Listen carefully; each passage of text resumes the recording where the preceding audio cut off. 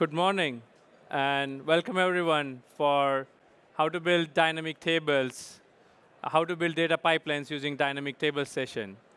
We are excited to go through the demo today in this session. Before we go into the details, we'll do a quick round of introductions. My name is Nikhil Shah. Uh, I'm Senior Engineering Manager at Snowflake. My responsibilities are to build Snowflake streaming platform, particularly focusing on streams, tasks, and dynamic table products. I would like to hand it over to Yeah. Daniel for introductions. Yeah, my name's Daniel Mills, engineer at Snowflake, working on dynamic tables and streams. Awesome. So what's the agenda for today? So today's agenda, you have been hearing a lot about dynamic tables, and our focus for today is to walk through an example demo that touches upon how to build pipelines using dynamic tables, provide you some considerations and best practices that help you build new or migrate existing streams or task-based pipelines to the dynamic tables. So what are dynamic tables? So dynamic tables are fundamental block for continuous data pipelines. They provide you an easiest way for you to do data transformations at Snowflake across batch and streaming use cases. So at its core, dynamic tables are defined as a new kind of a table, which take the query as an input, and it continuously maintains the results of the query as the dynamic tables. You may have already heard dynamic tables are now available in public preview. So if you have not given it a try, we would like you to start using it today. We are excited to see what customers are going to be building with dynamic tables. So a quick overview on the dynamic tables. So with dynamic tables, customers specify the query, and Snowflake materializes the results of that query as part of the dynamic table results. So rather than using a separate target table and writing the code that does the data transformations, typically customers do that using streams and tasks. You can define your target table to be the dynamic table and specify the query of the dynamic table that does the data transformations for you. So dynamic tables support lag parameter, which is customers can specify the minimum acceptable freshness for their dynamic tables. So they don't have to worry about the scheduling and the orchestration associated with your data pipelines. And Snowflake tries to meet the target associated with the lag parameter for the dynamic tables. Dynamic tables support complex transformation logic. So you can chain multiple dynamic tables together. We do aggregations and joins across different sources, including tables as well as views. You can enable the streams on top of dynamic tables as well. So if you want to build an event-driven architecture, you can do that with dynamic tables and have the downstream pipelines kind of triggered using the streams on dynamic tables. Dynamic tables also support any core SQL syntax. So if you want to use joins, aggregations, unions, window functions, datetime functions, group by, filter, pretty much all the SQL syntax you want to use, dynamic tables support that. And we will incrementally process the data based on the changes in your source tables. Dynamic tables, I think one of the cool features for the dynamic tables is dynamic tables also handle your updates and the deletes to the source tables, just like your inserts as well. So all of that changed data is flowing into your dynamic table seamlessly. So just to recap the key features for the dynamic tables. So dynamic tables are a declarative way for you to build data pipelines at Snowflake. You can think about this as a fully managed platform that eliminates the complexity of building pipelines and you having to think about scheduling and the orchestration associated with it. Dynamic table supports any core SQL syntax, as I mentioned earlier. It specifies customizable freshness for you. So it's just a slider for you where you can define low latency dynamic tables when you really need the low latency freshnesses, or you can change the freshness over time if you don't need that kind of latency. So you have a good balance between the performance and the cost with the dynamic tables. Dynamic tables do automatic incremental refreshes, so that helps with the overall cost for the dynamic tables. And I think one of the cool feature that I really like about dynamic tables is the built-in support for snapshot isolation. So what it means is like all of your dynamic table results are always going to be correct, where we are ensuring all of your source systems are refreshed and aligned to a single consistent snapshot, so your data results make sense. So I would like to hand this over to Daniel instead of spending more time into theoretical conversations, where you'll get to see dynamic tables in action and cool demo. Yeah. Daniel. Thanks, Nikhil. So just need to swap over to my demo real quick here. And yeah, so I know you guys have all heard and seen a lot about dynamic tables. We think they're really cool, so we've had them in lots of sessions. But I want to dive in a little bit deeper and show you what it's like to actually develop with dynamic tables, more than just showing what they look like. So yeah. Let's see.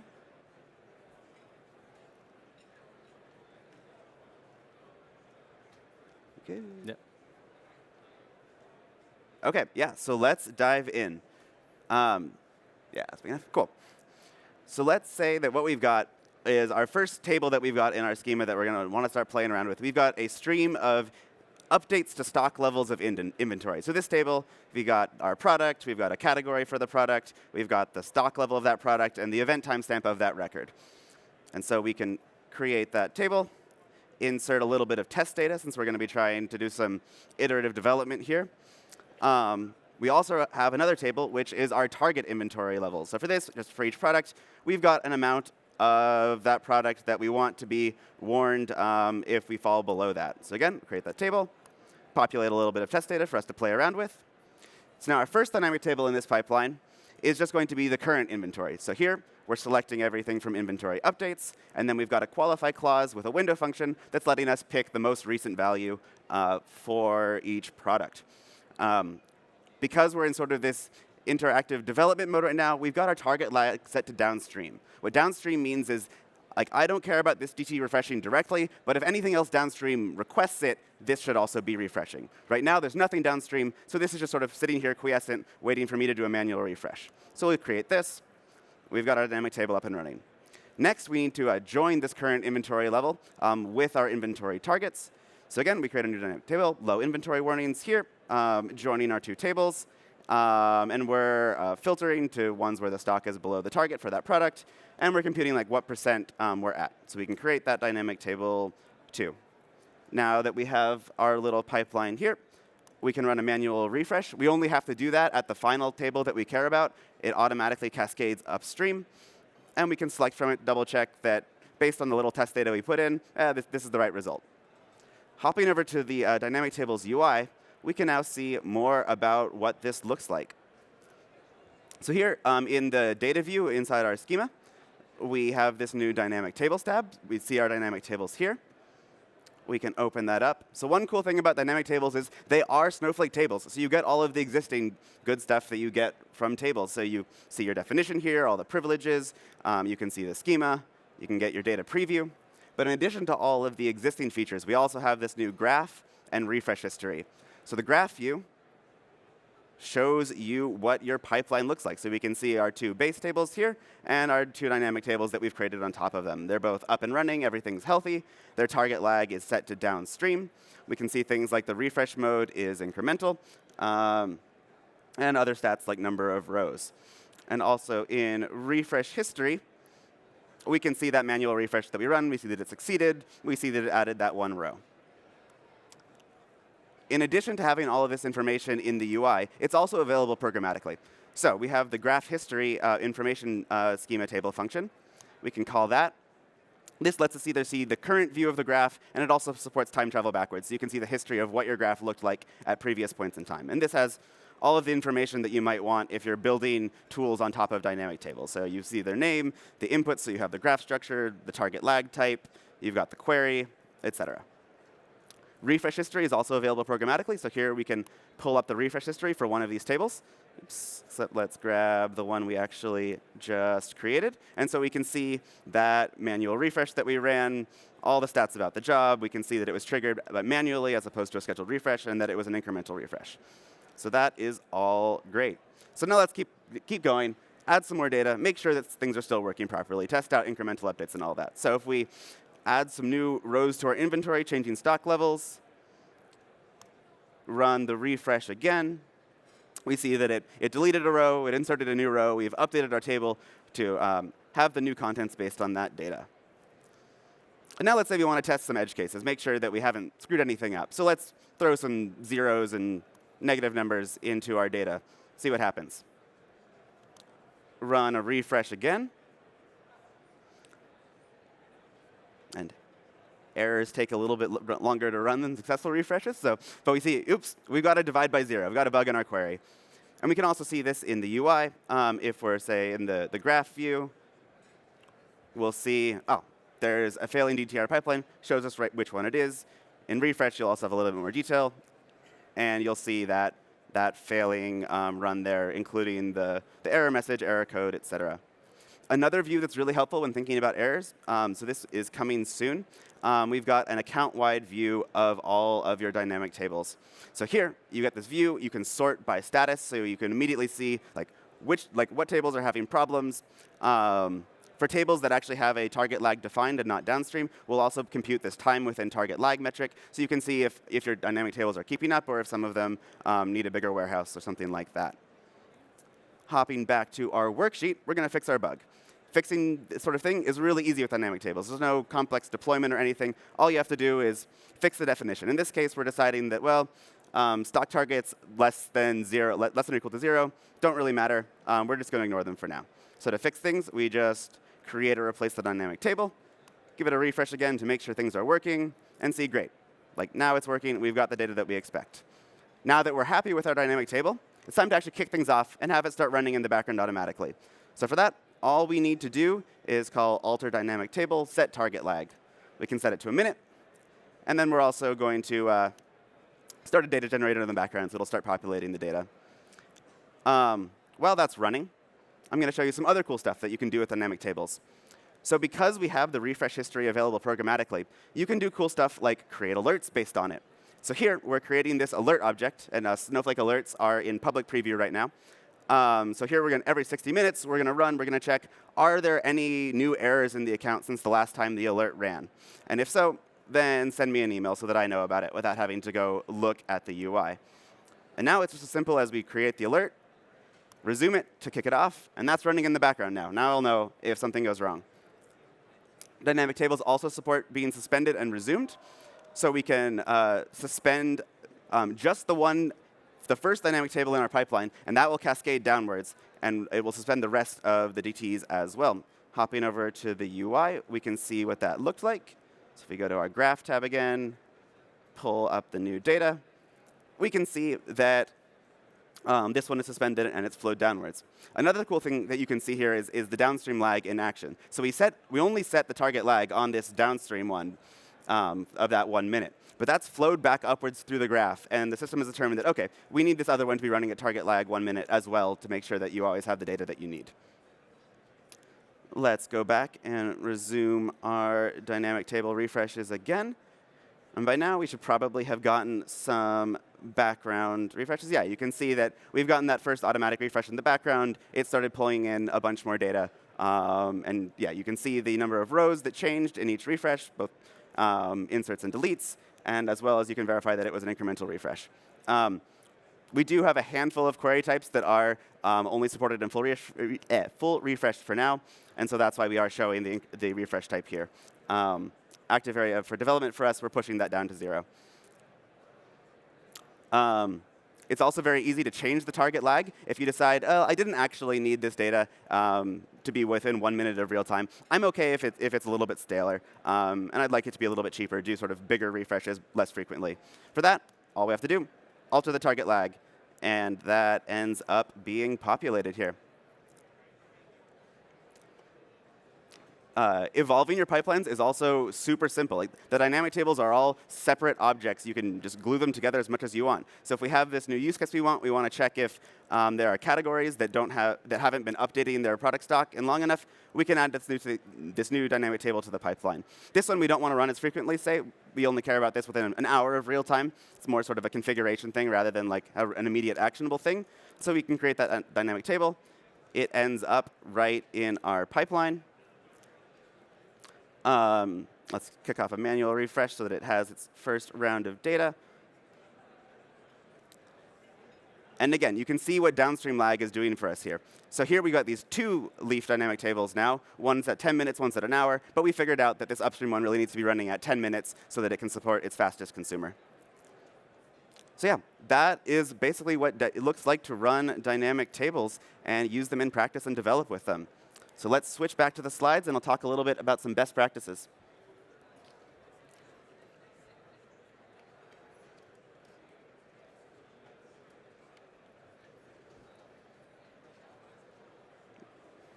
So yeah, I mean, in terms of best practices, there's really not too much. There's really only 2 parameters for dynamic tables, right? You got your query, but then you've got lag and the warehouse. And so for lag, we really think you should be choosing your lag based off of your business requirements. So if your customers need the data within a minute, use lag equals a minute. If they're OK with it lagging up to a day, use lag equals a day.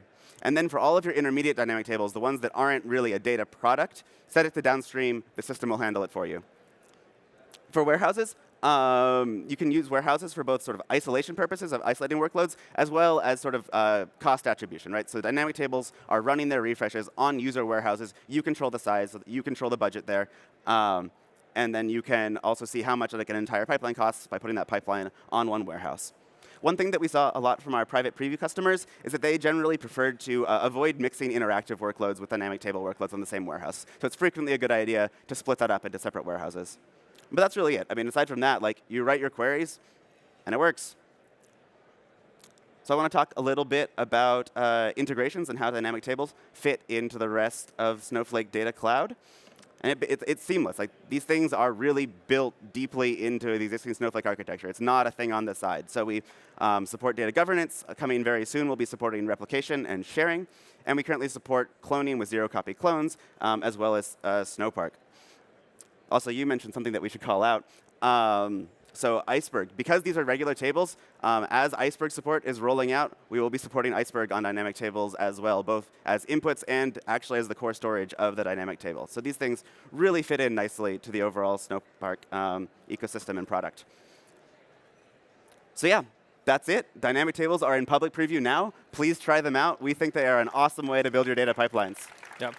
If you have any questions, we'll be available. And actually, one other call out. If you're curious about more details, there's a session today at 12:30 that goes in sort of more in-depth, under-the-hood details of how dynamic tables are built. So check that out if you're interested. Yep. Thanks, everyone. Yeah. And questions? Yeah, we can. Thank you for the great talk. Is downstream a protected keyword, or is that a variable that you set? It is a keyword. I mean, it's not reserved everywhere in the syntax, but lag equals downstream is a keyword. And then second question, can we set a variable and then have it populate instead? We don't currently support that. I mean, it's definitely, it would be easy to do. No, you're the first one to ask for it. Okay. But it's possible. Yeah, absolutely. Yeah. Okay, thank you. If you modify the select statement, is on an incremental pipeline, is that going to do a full refresh? Right now, yeah. So when you create right now, we don't support like directly altering the definition. You're creating or replacing the new dynamic table. The new dynamic table. So that will trigger a full refresh there, and then that will cascade downstream. And then after that, it will go back to incremental. Definitely an area of active development for us where we want to improve that. Do you have any plans to support anything faster than 1 minute? Yes, absolutely. As soon as possible. Yes, we would. So our goal is to get at least to like 10 seconds, 1 second. We're not really targeting like the millisecond range with this product, but yes, better than a minute. Hey, can data masking be applied to the data inside of these tables? Absolutely. So dynamic tables will respect data masking policies that are set on their inputs, and separately you can also set data masking policies on the dynamic tables themselves. So you have very fine-grained control over all of that. Thank you for your time, and I think you had already mentioned it, but for those of us that kind of want like more control over those incremental changes coming into the dynamic table.